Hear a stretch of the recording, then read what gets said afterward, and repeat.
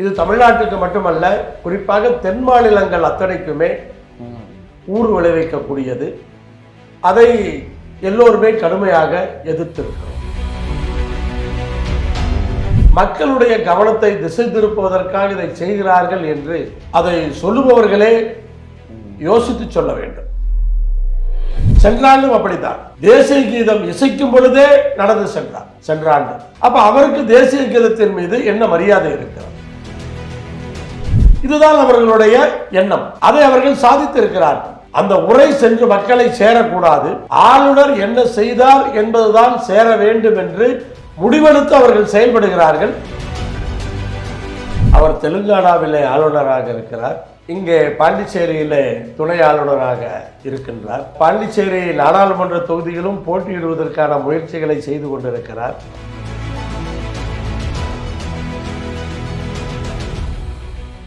கேள்விக்கணைகள் நிகழ்ச்சிக்கு வரவேற்பதில் மகிழ்ச்சி.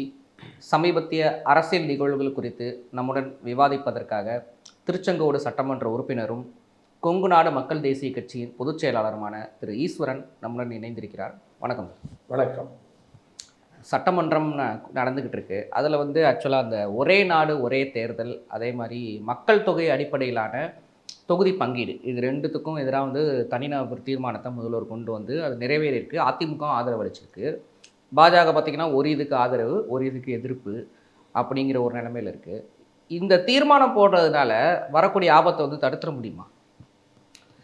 இந்த தீர்மானம் தமிழ்நாட்டினுடைய நலனுக்காகவும்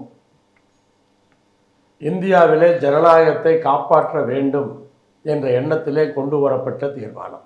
எந்த ஒரு தமிழரும் இதை எதிர்க்க முடியாது. ஏன்னா நாம் பாதிக்கப்பட்டிருக்கிறோம். எந்த கட்சியை சார்ந்தவர்களாக இருந்தாலும் தமிழகத்தினுடைய நலனுக்காக கொண்டு வரப்பட்ட இந்த தீர்மானங்களை எதிர்க்க முடியாது. எதிர்க்கட்சி என்கிற பெயரிலே சில விஷயங்களை பேசலாமே ஒழிய முழுமையாக எதிர்க்க முடியாது. அதுதான் நேற்று சட்டமன்றத்திலே நடந்தது. ஒருமனதாக இந்த இரண்டு தீர்மானங்களுமே நிறைவேறி இருக்கிறது. இதனால் ஒன்றிய அரசு தங்களுடைய நிலைப்பாட்டை மாற்றிக்கொள்ளுவார்களா என்ற கேள்வி எழும் பொழுது எச்சரிக்க வேண்டியது நம்முடைய கடமை. மக்கள் பிரதிநிதிகளாக அதை எதிர்க்க வேண்டியது, இது எந்த அளவுக்கு தீமை பயக்கும் என்பதை சொல்ல வேண்டியது நம்முடைய கடமை. அதைத்தான் தமிழ்நாடு முதலமைச்சர் அவர்கள் சட்டமன்றத்திலே தீர்மானமாக கொண்டு வந்திருக்கிறார்கள். இது தமிழ்நாட்டுக்கு மட்டுமல்ல, குறிப்பாக தென் மாநிலங்கள் அத்தனைக்குமே ஊர் விளைவிக்கக்கூடியது. அதை எல்லோருமே கடுமையாக எதிர்த்திருக்கிறோம்.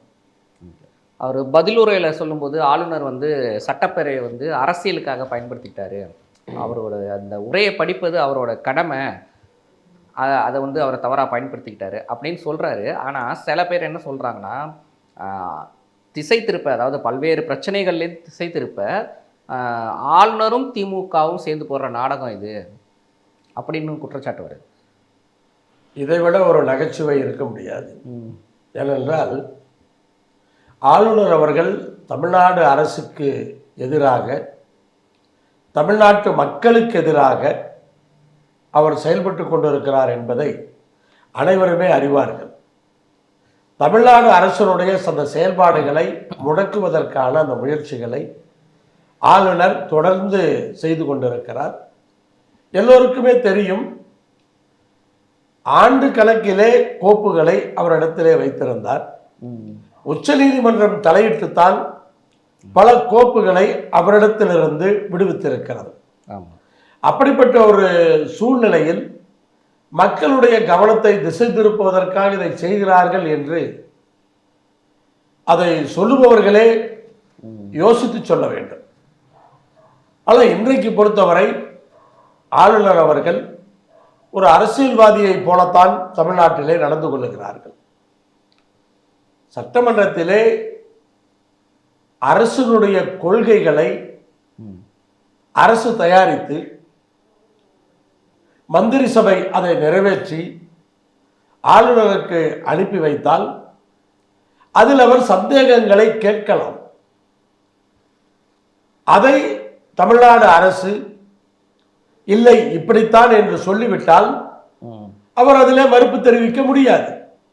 கேட்பதற்கு அவருக்கு உரிமை இருக்கிறது, ஆனால் அதை மாற்றுவதற்கான உரிமை அவருக்கு கிடையாது. அந்த உரையையே நான் படிக்க மாட்டேன் என்று சொல்லுவதெல்லாம் எப்படிப்பட்ட அரசியல் என்று புரிந்து கொள்ளுங்கள். அரசனுடைய உரையை படிப்பது தன்னுடைய கடமை என்பதை சட்டப்பூர்வமாக உணர்ந்தாலும் அவர் அதை படிக்க மறுக்கிறார். சட்டமன்றத்திலே அவர் பேசும் பொழுது தேசிய கீதத்திற்கான ஒரு முக்கியத்துவத்தை பற்றி பேசுகிறார். ஆனால் கடைசியிலே தேசிய கீதம் இசைக்கும் பொழுது அவர் இல்லை. அவ்வளவு நேரம் அமர்ந்திருக்கிறார். பேரவைத் தலைவர் முழு அறிக்கையும் தமிழிலே படிக்கின்ற வரை அவர் அமர்ந்திருக்கிறார். அவை முன்னவர் அவர்கள் அந்த தீர்மானத்தை நிறைவேற்றுவதற்காக குரல் வாக்கெடுப்பை நடத்துவதற்கான அந்த தீர்மானத்தை கொண்டு வருகிறார். அதற்கு பிறகு தேசிய கீதம் தான். ஒரு நிமிடம் காத்திருந்தால் தேசிய கீதம் முடித்து சென்றிருக்கலாம். ஆனால் அதற்கு முன்பாகவே அவர் எழுந்து ஓடுகிறார். அப்ப அவர் தேசிய கீதத்தை என்ன மதித்தார்? சென்றாலும் அப்படித்தான். தேசிய கீதம் இசைக்கும் பொழுதே நடந்து சென்றார் சென்றாண்டு. அப்ப அவருக்கு தேசிய கீதத்தின் மீது என்ன மரியாதை இருக்கிறது? அப்ப இதையெல்லாம் பார்க்கும் பொழுது அவர் அரசியலுக்காகத்தான் செய்கிறார் என்பதை நாம் புரிந்து கொள்ள முடிகிறது. நேற்றைய தினம் ஆளுநருடைய அந்த உரை தமிழகத்தினுடைய சாதனைகளை, தமிழ்நாடு அரசினுடைய எதிர்கால திட்டங்களை மக்களுக்கு கொண்டு போய் சேர்த்துவதற்காக தயாரிக்கப்பட்ட உரை. அதை படிக்காமல் அவர் இந்த செயல்பாடுகளை செய்த காரணத்தினால் பேரவைத் தலைவர் படித்திருந்தாலும் கூட மக்களுக்கு அது சென்று சேர்வதற்கு பதிலாக ஆளுநருடைய செயல்பாடுகள் தான் ஊடகங்களிலே வைரலாக சென்று சேர்ந்தது. இதுதான் அவர்களுடைய எண்ணம், திட்டம். அதை அவர்கள் சாதித்திருக்கிறார்கள். அந்த உரை சென்று மக்களை சேரக்கூடாது, ஆளுநர் என்ன செய்தார் என்பதுதான் சேர வேண்டும் என்று முடிவெடுத்து அவர்கள் செயல்படுகிறார்கள். அதை சாதித்திருக்கிறார்கள். இப்போ தெலுங்கானாவில் பார்த்தீங்கன்னா அந்த அரசு வந்து ஆளுநர் தமிழிசை சவுந்தரராஜன் அங்கேயும் ஆளுநராக இருக்காங்க, பாண்டிச்சேரியிலையும் இருக்காங்க, அவர் புதுச்சேரியிலே தான் இருக்கிறாங்க மேக்சிமம். அங்கே வந்து அவரோட உரை இல்லாமலே சட்டமன்றம் கூடுது. அந்த மாதிரி இங்கே பண்ணலாம்ல, அவரை ஏன் இன்னமும் நம்ம கூப்பிட்டுருக்கோம்? அவர் தெலுங்கானாவிலே ஆளுநராக இருக்கிறார், இங்கே பாண்டிச்சேரியிலே துணை ஆளுநராக இருக்கின்றார். பாண்டிச்சேரி நாடாளுமன்ற தொகுதிகளும் போட்டியிடுவதற்கான முயற்சிகளை செய்து கொண்டிருக்கிறார். இப்படி பல வேஷங்களை போடுகின்ற அந்த முயற்சியிலே அவர் இறங்கி இருக்கிறார். தமிழ்நாடு அரசை பொறுத்தவரை சட்டப்படி மரபுப்படி என்ன செய்ய வேண்டுமோ அதை செய்து கொண்டிருக்கிறார்கள். அங்கு நடப்பதை போல இவர்கள் இன்னும் நடத்துவதற்கு விரும்பவில்லை. அந்த மரபை மீற அரசு விரும்பவில்லை என்பதைத்தான் இது காட்டுகிறது. ஆளுநர் அவர்களை மரியாதையோடு வரவேற்று எப்பொழுதும் போல மரபுப்படி அழைத்து வந்து அமர வைத்து அத்தனையும் தமிழ்நாடு அரசு செய்திருக்கிறது. அதில் எந்த ஒரு சிறு குறைவு கூட கிடையாது. அதை அவர் சொல்ல முடியாது. அவருடைய நிலைப்பாடுகள் தான் முரணாக இருக்கிறது. அதைத்தான் அவர் செய்திருக்கிறார். இப்போ கிளாம்பாக்கம் பிரச்சனை வந்து சட்டசபை வரைக்கும் பேசி முதல்வர் இதோட விட்டுருங்க அப்படின்னு சொல்கிற அளவுக்கு வந்துருச்சு. என்னென்னா அமைச்சர்களாகட்டும் எம்எல்ஏக்களாகட்டும் எல்லாரும் காரில் போகிறதுனால மக்களோட இது தெரியலையா அவங்களுக்கு. ஏன்னா சமீபத்தில் கூட நாங்கள் அங்கே விசிட் பண்ணோம், வீடியோஸ் எடுத்திருக்கோம். இன்னமும் மக்கள் வந்து பேருந்து இல்லை எதுக்கு இங்கே மாற்றுறீங்க அப்படின்லாம் ஒரு இன்னும் கேட்டுக்கிட்டே தான் இருக்காங்க. ஒரு புதிய திட்டம் துவங்கும் பொழுது மக்களை ஒரு இடத்திலிருந்து இன்னொரு இடத்திலே பயன்படுத்தி கொள்ளுங்கள் என்று சொல்லும் பொழுது எல்லோரையும் மகிழ்ச்சிப்படுத்த முடியாது. அதில் சில பாதிப்புகள் இருக்கும். கோயம்பேடில் பேருந்து நிலையம் இருந்த பொழுது அண்ணா நகரை சார்ந்தவர்கள், அம்ஜிக்கரையை சார்ந்தவர்கள், முகப்பேரை சார்ந்தவர்கள், பூந்தமல்லியை சார்ந்தவர்கள், அரும்பாக்கத்தை சார்ந்தவர்கள், சின்மயா நகரை சார்ந்தவர்கள், KK நகரை சார்ந்தவர்கள், வடபழனியை சார்ந்தவர்கள், இப்படி அனைவருக்குமே வெகு எளிதிலே பேருந்துகளை பிடிக்கக்கூடிய அந்த வசதி கோயம்பேட்டிலே இருந்தது. ஆனால் அதே சமயத்திலே நீங்கள் அடையாறில் இருப்பவர்களுக்கு, பெசல் நகரில் இருப்பவர்களுக்கு, தரமணியிலே இருப்பவர்களுக்கு, இப்படி மற்ற பகுதிகளுக்கு, எம்ஆர்சி நகரில் இருப்பவர்களுக்கு, இப்படி மயிலாப்பூர், இப்படி பல பகுதிகள் எடுத்துக்கொள்ளலாம், டி நகரில் இருப்பவர்கள், இப்படி அவர்களுக்கெல்லாம் எடுத்துக்கொள்ளும் பொழுது கோயம்பேடுக்கு வருவதற்கு அவர்கள் பேருந்து பிடித்தோ அல்லது ஆட்டோ பிடித்தோ வர வேண்டிய ஒரு சூழல் இருக்கும். அல்லது அவர்கள் தாம்பரத்துக்கு சென்று சாலைகளிலே நின்று பேருந்துகளிலே ஏறுவதை நாம் பார்த்திருக்கின்றோம். ஆனால் ஒரு மாநகரம் வளர வளர புறநகருக்கு பேருந்து நிலையத்தை கொண்டு செல்ல வேண்டியது அவசியம்.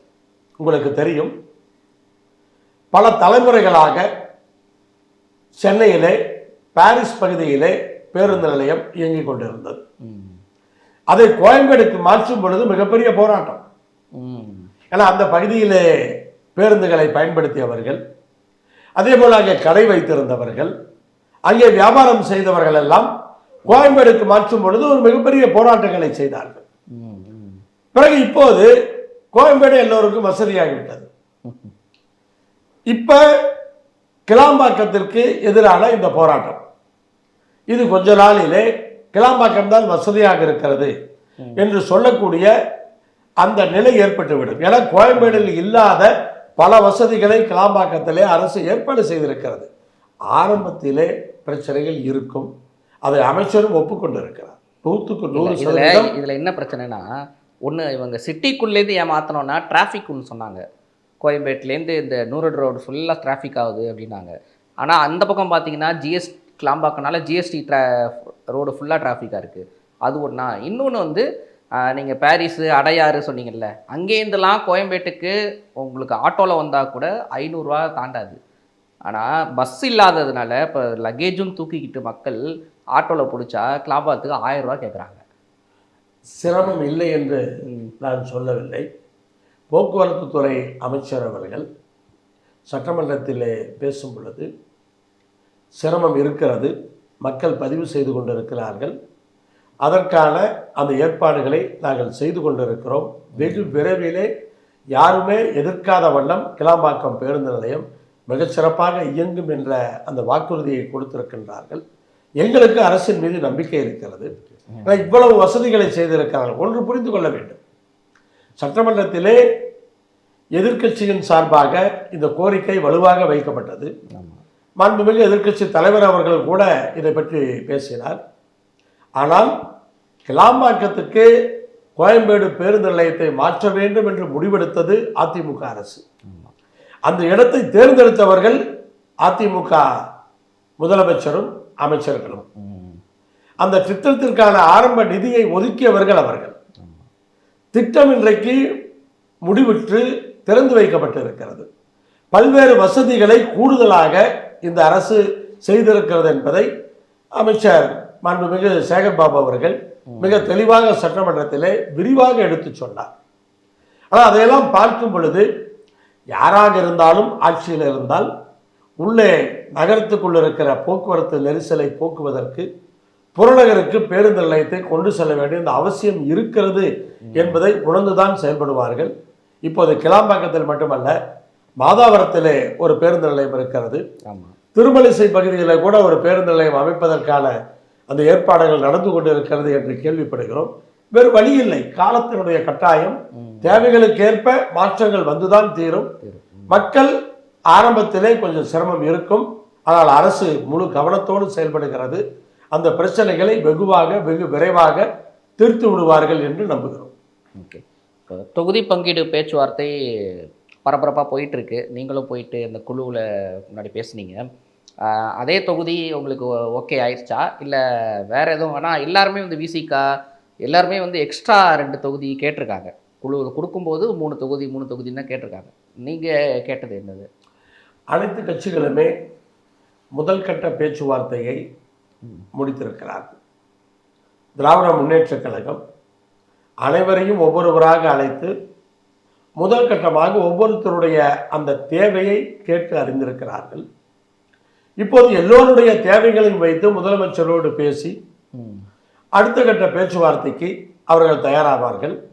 இதற்கிடையிலே சட்டமன்றம் நடந்து கொண்டிருக்கிறது. பிறகு நிதிநிலை அறிக்கை வருகிற திங்கட்கிழமை சமர்ப்பிக்கப் போகிறார்கள். ஆனால் 22ஆம் தேதி வரை சட்டமன்றம் இருக்கிறது.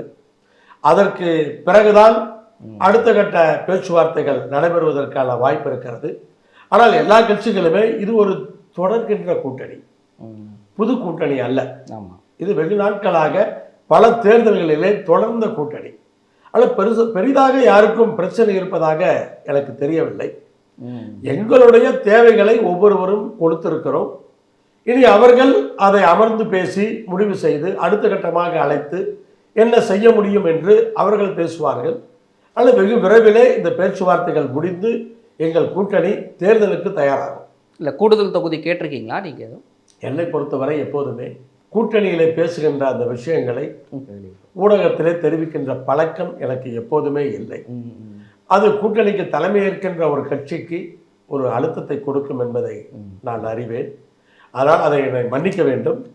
அது சம்பந்தமான அந்த விஷயங்களை இதை தவிர என்னிடத்தில் இப்போதைக்கு சொல்லுவதற்கு எதுவும் கிடையாது. பேச்சுவார்த்தை சுமூகமாக நடந்திருக்கிறது. எந்த பிரச்சனையும் இருப்பதாக எனக்கு தெரியவில்லை. அப்படியே அவர் 26 தேர்தலுக்கு வந்தாலும் கூட நண்பர் சீமான் அவர்களுடைய வாக்குகளை கொஞ்சம் பிரிப்பதற்கு வாய்ப்பு இருக்கிறது. எங்களுக்கு வாக்களித்தவர்களோ இன்னும் எங்களுக்கு அதிகமாக வாக்களிக்க போகிறவர்களோ அப்படி பேசுவது கிடையாது.